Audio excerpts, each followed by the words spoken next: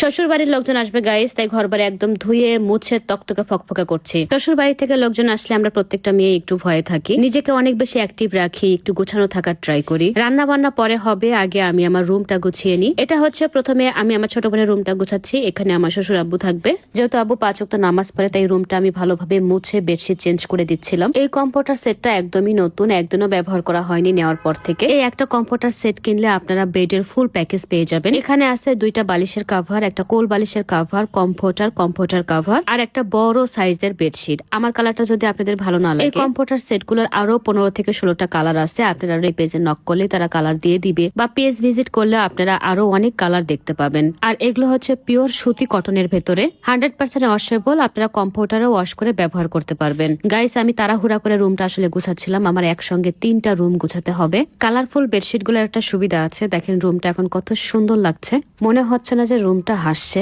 এই page name আমার video ক্যাপশনে দিয়ে রাখবো, আপনারা সেখান থেকে নিয়ে নিবেন। এছাড়াও আমার ভিডিওর কমেন্ট বক্স চেক করবেন, সেখানে আমি আমার নাম্বার দিয়ে রাখবো।